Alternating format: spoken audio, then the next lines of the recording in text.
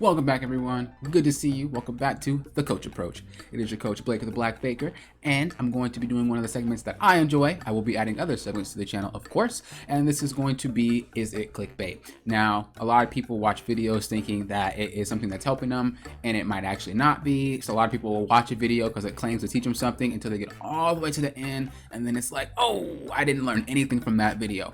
And I want it to be my job to help you guys figure out what's clickbait before you even watch it, what's clickbait when you're watching it, so you're not watching a full 30, 40, 50-minute video or something like that, just giving you the knowledge that you already know and just masking it like it's knowledge that you didn't know. A lot of students come to me and they'll say, hey, I watched this video and I didn't learn anything from it, or I watched this video and they told me to do this, and then I coach them and it's like, that's not what you're supposed to be doing anyway. So a lot of these videos are old, updated, and a lot of these people will just pump out a lot of videos to just get, paid from you guys watching it. So we're gonna go through this and we're gonna see if you guys have any suggestions on any videos you want me to check out. If it's clickbait, feel free to put the link in the description below. But thank you guys for watching, and let's approach this like a coach.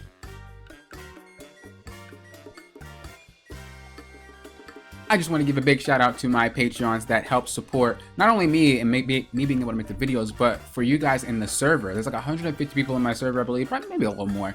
And it wouldn't be possible without the Patreons. They're the reasons why you're able to get this free coaching. They're the reasons why you guys are able to get these interviews. They're the reason why you guys are able to be a part of this boot camp that I'm going to be starting soon.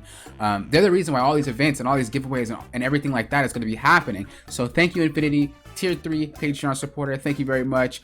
Kited by Minions, Tier 3 Patreon supporter. Thank you very much. Fluffy, I believe you're a Tier 3 supporter. Thank you very much. Panther, Tiny Panther, Tier 3 supporter. Thank you very much. And as the Tier 1 Patreon supporters, Arctic Sea Dog, thank you very much.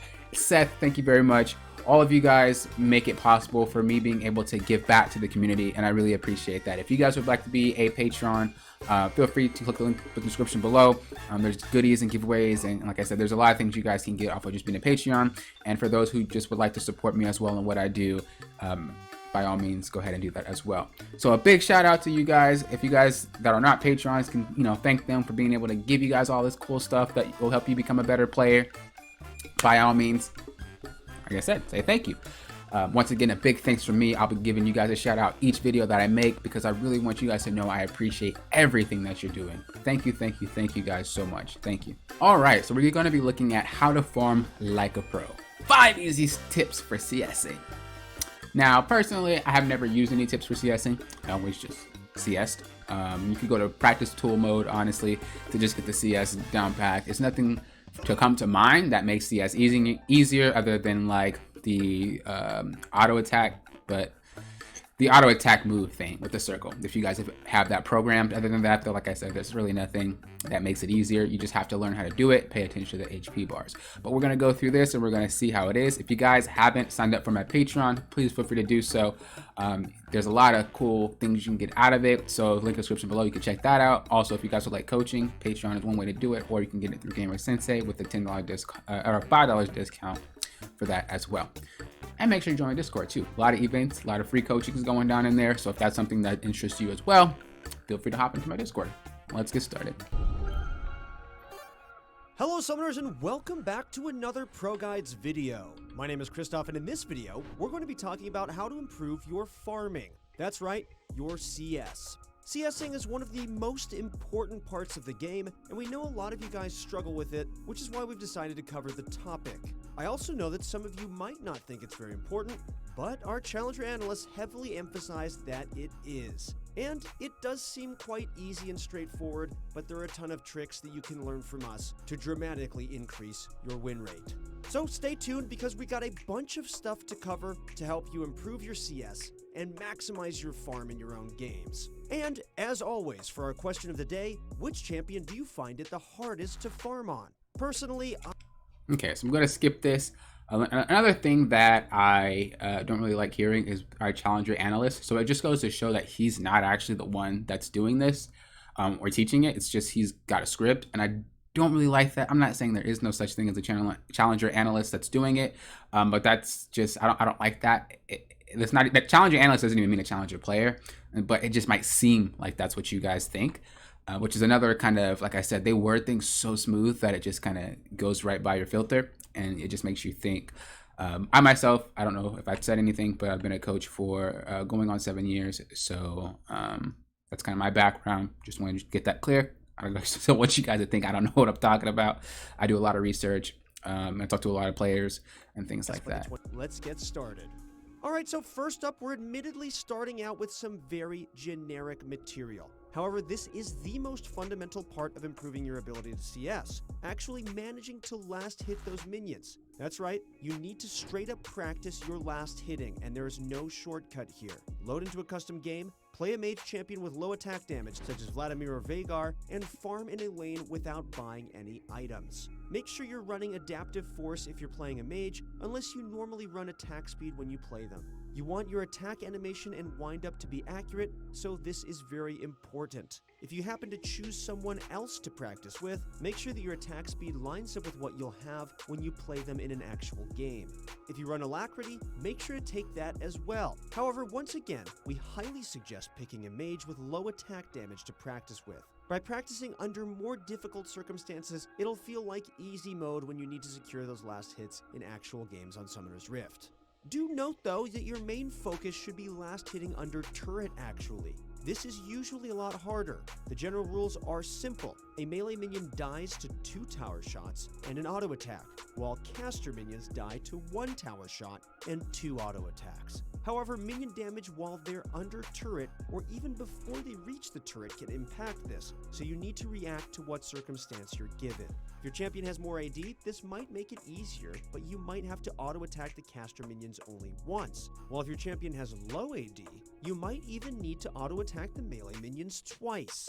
Once you've gotten the hang of last hitting on hard mode, the next step is to practice CSing on champions you actually... Okay, so I'll stop it here. And just say everything that he said is accurate. The only thing that I do not like that he said was last hitting with the mage champion. I do agree they are harder to last hit with, but if you never plan on playing mage champions or you're not even like a mid laner, there's really no reason to do that. Play what you know and have like a backup. So you should have about like 3 maybe if you really want to have 3 of your main champions and practice CSing with those. You don't need to practice doing that because what happens when you learn how to CS with those, you'll eventually just know how to CS with everything. That's pretty much how it goes. Yeah, it's harder to do it with, and you could start it that way if you want, but you're just going to take longer to get better at it with your own character when you could just already be playing the character that you like and just take yourself into practice. Like I said, I've never done it. I've never taken myself into practice. I've never been that type of player. I always want to practice in the now. I don't like to just be off on the side. Do I recommend it for my students? So yes, I recommend them going into practice and trying new things. But for me personally, I just was never that type of person. So going into practice mode, like I said, I agree with that 100%. Just choose whatever champion you want or whatever champions you find fun and you decide to play with, because it's just taking a long time. You have to get used to that champion, and then you have to get used to CSing with that champion when you're already used to your favorite champion and you can use your skills and you already know your auto attacks and stuff like that. It's just way better. And then once you get used to CSing with any champion, all the other champions should just come smoother. Honestly, that's just how I feel about it. So that's the only thing that I dislike about what he said. But yeah, plan on playing. I'm actually going to skip this one because this is what I feel is a filler. And when I say that, it's like something where they just want to make it 5 tips, but it's a tip that doesn't really matter. Obviously, you want to practice last hitting with your favorite champion. I mean, that should have been the first one. So I'm going to skip that. What he said before though too, you know, practice the shots, like practice the time it takes for the shot or the auto from your melee champion, whatever you're playing, to then reach the champion. You do have to get really good with that, because what you need to do is be able to time that with the missile barrage from the casters and the wind up from the melee minions. So I do agree with that as well. So far so good. I just didn't like that filler right there, and I didn't like him saying you have to play a specific champion to then learn how to CS, to then just go practice your champion with it. It's a lot of steps to, it's just not necessary. And anybody that's gotten to Challenger from Diamond could tell you they didn't do that. And anybody in Diamond could tell you that they didn't do that. So There are a selective few that do it. There are a selective few that it works for. But if you're really trying to climb and just be really efficient as possible, just doing that is not, it's not going to help you, in my opinion. We're talking about how to maximize the number of minions you come across altogether. It's not just about hitting perfectly in your own lane. It's about deciding where to rotate and continue to rotate, and where you want to continue rotating as the game progresses. A lot of the time, especially in lower elos, the infamous solo queue ARAMs begin at some point. This hurts your creep score significantly, as you'll be throwing 5 players into one lane. Split evenly, that means you each get 1 minion per wave, and some change. When most players dream of hitting 10 or 11 CS per minute, it's quite the disaster to know they might only get 1 or 2. Instead, our analysts have a suggestion to fix this specifically. Look at side lanes as the game progresses. Side laning maximizes the amount of farm you and your team overall can acquire. Consider lane allocation and which lane you're best suited to go to. Do you have teleport? Well, go bottom when Baron is up, and you have the liberty to do so. Did you notice that a huge wave is crashing in while everyone is ARAMing mid? Well, tell your team to back off a little bit and then catch that wave. Another case is during the laning phase. Sometimes solo kills and ganks happen. Who would have thought? Well, when this happens, or when you perceive this to happen, you're not always a sitting duck who's helpless. Let's say you're playing mid lane, and you notice that your bot lane just ganked while a minion wave was stacked against them. If the enemy bot lane and jungler are low after a turret dive, or because your bot lane traded a bunch of damage, you need to immediately recognize that this could be a chance to pick up some extra farm. Quickly push your lane, then rotate bottom to catch that wave that's crashing into your turret. Another application of this might be if you're playing top lane. You notice that your mid laner and or jungler want to gank bottom. Your mid laner hard shoves their wave and starts to roam. You happen to have a wave stacking against your lane opponent. As your mid laner begins their roam, you could fast push and crash the wave into the turret, leaving your enemy stuck farming while you begin to rotate mid. Since your mid laner is busy roaming bottom, you can catch their next mid lane wave, since minions arrive more quickly there, and then run back to your own lane. This might sound absurd or unrealistic to some of you guys, but high elo players do this all the time, I promise you. Honestly, 2 lanes of farm is better than 1. Great players recognize this and take advantage of this. If you do this over the course of several games, you'll notice that your CS will gradually rise. Okay, I want to tell you... I was just about to say that myself. Like, that's the type of stuff you only see in IELO. I never, ever see it anywhere else. But he's absolutely correct. You want to do that. The thing is, he said it. This is why I say it in the beginning of my video, that they say things in a way to where it's like, oh, I never knew that, when you did, and they just make it seem like it's worded really well. His writer, whoever is writing it for it might be him. His writer is like, he's on point. There is a writer, and pretty much what he's saying is just pay attention to this. Pay attention to the waves, all 3 lanes. When you see it building up, go take it. I mean, that's pretty much what he's saying. Push your wave, go take it if you see a wave building up, and then go back to what you were doing. Same exact thing for if you're setting up for like a Baron on the opposite side of the map or a Dragon on the opposite side of the map. Push out your lane first, or that lane on the opposite side of the map, and then just go. He's, like I said, he's wording it so well because his writer is just doing a really good job. But that's basically what he's saying, and I'm pretty sure you guys already know that. Pay attention to the waves, go grab what's stacking. Not a lot of people do it, honestly, but I'm pretty sure that they already know about it. But I do agree. Everything that he said there, A1, good job. Something that maybe some people just don't know, and I just wanted to simplify it for you, just in case you already knew about it, and he just said it in a different way. A little story. One time I was playing normal games with my Korean friend, and he accused me of dirty farming. In other words, he called me a cheater because I was stealing my jungler's raptors. I call it a tactical move, but I see where he's coming from. This is another simple solution to increase your CS. Take your jungle camps. Essentially, you can only farm 6 minions per minion wave, or 12 to 13 minions per minute. If you want more, you can always walk into the jungle and take a camp after pushing a wave to get that sweet CS. Now, there's a difference between doing this tactically and just screwing over your jungler. For example, I agree. If your jungler is doing a full clear and you randomly steal his chickens from him, you might see more than just the numbers indicating the extra gold you farmed. We're talking about those beautiful words, an ally has quit the game. On the other hand, if your jungler is set on a bot lane dive, taking his topside camp like drugs won't hurt them at all. I agree. As it'll usually respawn by the time they get back. Remember that jungle camp respawn timers received a buff this preseason, shaving off 30 seconds. Taking a jungle camp from your jungler won't be as punishing. Don't take the buff. Jungler isn't going to farm that camp for a while. While this is considered cheating to increase your farm by some, it does help against counter jungling. Instead of harming your teammate, you're actually making the enemy jungler's life miserable by doing this. Picture this, getting some extra farm while also putting your enemy behind. I see this as an absolute win. Depending on the circumstances of the game and also what champion you're playing, you need to be comfortable pressing forward and counter jungling. If you're an extremely fed Renekton or Singed up in the top lane, don't be afraid to crash a huge wave into the enemy turret and walk into the enemy jungle to steal a camp. In the mid lane, if you're a fed Syndra, try dropping a ward over the Raptor wall and yoinking them away when the opportunity rises. You don't want to overextend and randomly die, but it's definitely worth testing your limits once in a while, especially when you can kill 2 birds with 1 stone doing so. The last tip our analysts— I agree with that 100%. Once again, I 100% agree with that.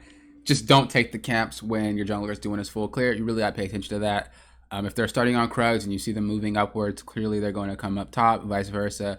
If they're starting on Gromp and they're pathing up, they're going to come take their stuff. Do not just randomly take it. You do screw over your jungler a lot, especially if the enemy jungler is already counter jungling your jungler. Do not do that. It's going to cost you your game 100%. They might not quit, like you said, but I've been in the position where the enemy laner takes the camps, and I've been in the position where my ally laner takes my stuff. It's just bad if you do it at the wrong time. So you really do have to pay attention. Don't take the buffs unless you ask. It's just a courtesy thing. Junglers don't go into your lane to take your camp or your cannon minion without asking. Don't go into the jungle and take their buff without asking. Just ask them. It's common courtesy. As far as taking the camps, when they are on the bot side, yes, do that. Same thing where you're taking the enemy's camps too. Especially if you know you can 1v1 the enemy, by all means, go walk in there after you shove your wave, top or mid, and then go look to take some camps. You run into the jungler, you kill a jungler for free. Pretty much cut and dry. I like it. Nothing wrong with what he just said there. None of that seems clickbaity at all. Very good info on that tip right there. Suggests are simple fundamentals as well as proxy farming. Let's start with proxy farming as it ties directly into counter jungling. For those of you that don't know, proxy farming means that you're farming while extended past the outermost turret in a lane. When your opponent's outer turret is up, this means you could be farming minions between their outer and inner turret. If your champion is capable of proxy farming safely, or you're in an opportunity to do so, you probably should. The faster you clear a wave, the more time you have to do whatever else you like. If you're trying to counter jungle, proxy farming a wave means that your opponent will have to play catch up and farm in their lane for a little bit. During this time, you're free to walk into the enemy jungle, or at least make your opponent miss farm if they decide to chase you. Another thing to consider is that clearing the minion wave faster means you have more time to recall. The quicker you recall, the quicker you can return to lane and start farming again. Now on to those fundamentals.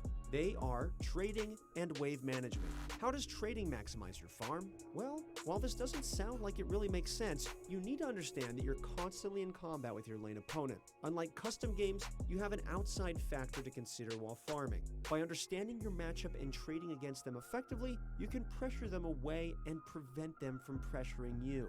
I guess sometimes the best defense is a good offense. Well, that's a change. Wave management is the other factor that comes into play when you have an actual lane opponent. You need to constantly consider how you can maximize your farm. Setting up good recall timers is one method, as this will minimize the amount of minions you end up missing out on. The most common way to go about a well-timed recall is by first hard pushing a minion wave. If you clear a minion wave completely and then recall, you can usually arrive in time to catch the next, or at least some of the next minion wave. Setting up freezes and understanding when to push is also important. If you need to know more about minion wave management, check out our wave control guide on our channel where we cover this in depth. Or go to proguides.com and we have a ton of resources to help you out. Setting up freezes allows you to have more time to safely farm. Remember that what makes a great player isn't getting every single minion. What makes a great player is understanding which minions they can attempt to take and consistently securing them. By setting up freezes, you have more minions that are safe to take. In a scenario where you end up dying to farm some extra minions, you end up losing a bunch, since the next minion wave will get pushed into your turret. Okay, that concludes the video. Thank you guys so much. I agree with that. I was gonna say that if wave management is a lot to do, I don't see him explaining that whole scenario of wave management in that one tip, and he didn't. I like that. This video, my rating on this video in terms of is it clickbait or not, is it a waste of time? I'm gonna go with it's a B. It's only a B because some of the stuff that was stated, the writer just wrote it really well to make it seem like you don't know about it. Like I said, he might be the writer. I'm not saying he's not, and I'm not saying that this video wasn't well constructed. It definitely was, but that's the thing. When videos are really well constructed, it gives you this feeling of just the unknown. It's like, oh, I never really heard it explained like that. Oh, it sounds, yeah, that's pretty much what it gets you. Which is why when I coach, I don't do anything like that. I just start with the basic and I kind of just build on that foundation. There's really no reason to make it sound a lot better than what it is. Just, this is what it is. This is how you do it. There you go. Learn. Pretty much that's how I do my stuff. Like I said, I like this video. Definitely gives it a B. There's a couple of things here and there where it was just worded really well to the point where you just didn't understand it and it sounded like you were learning something new when you already knew it. If you guys have any videos that you guys want me to see, link in the description below for me and I will take a look at it. Like I said, if you guys would like, if you guys haven't joined my server, please do. I mean, it's free. I do a lot of events for you guys. If you guys really want to get better at the game, join my Discord server. I got you. So yeah, have a good rest of your night, good rest of your day. Thank you guys for watching. I do appreciate it. And thank you guys for approaching this like a coach.